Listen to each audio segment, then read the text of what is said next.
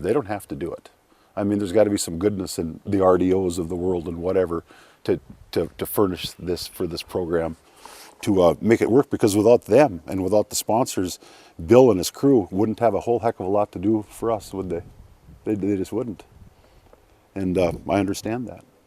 So I'm really thankful to those sponsors. Farm Credit Services of America, they do anything from insurance to banking to, they're really a well-rounded operation. I do some work with those people.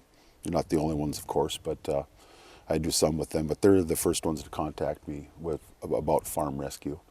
I think one of them had seen somebody at a booth at one of the farm shows this winter, if I'm not mistaken. You know, I wasn't here to go to the farm shows, but that's what I was told anyway. So that's kind of where it all got started.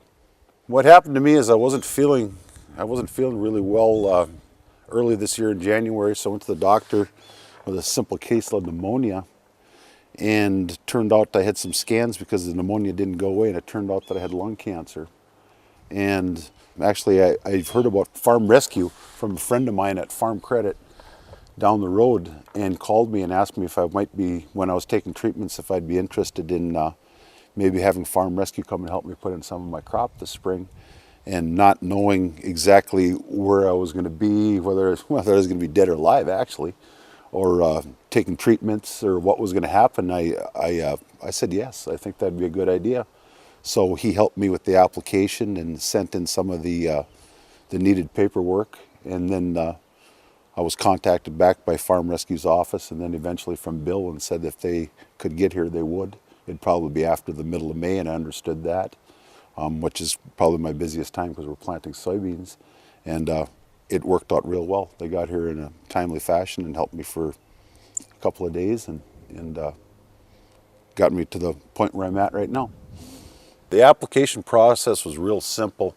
It was a simple description of land and property that I would be farming, and a balance sheet. And of course I didn't have a current balance sheet because I usually do those in January, but I had an '08 balance sheet. But anyway, you send those in because they want viable operations to help also.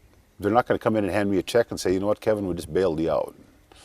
But a real simple application with the description of my properties, each parcel of land that I farm, where it was at, and approximately how many acres of what I would be planting as a whole.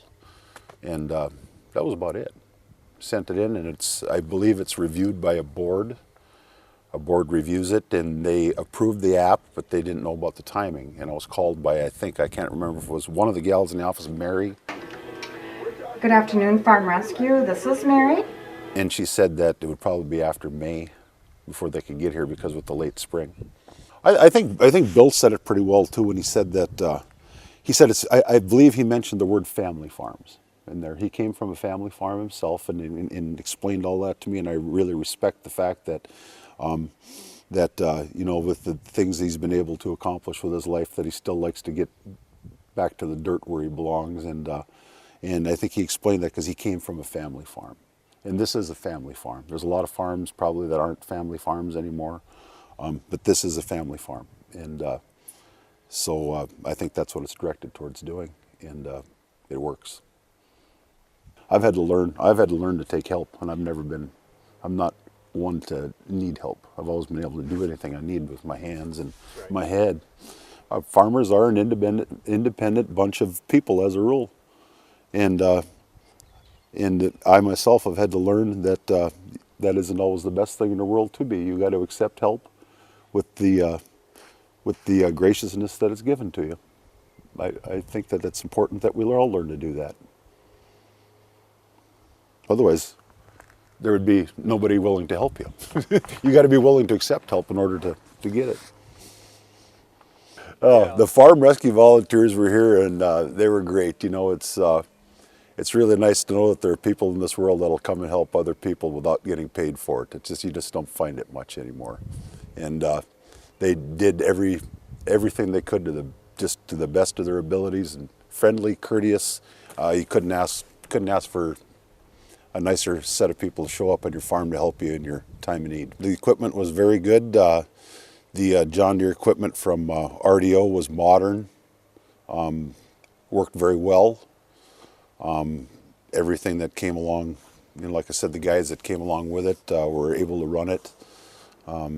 Everything that they had right down to, I guess right down to their vehicles and everything were good. They got around just fine. Yes, the equipment was very good. Just a big thank you to Farm Rescue for everything that they've done, and keep up the good work, gentlemen. It's a worthwhile cause. It's worth doing.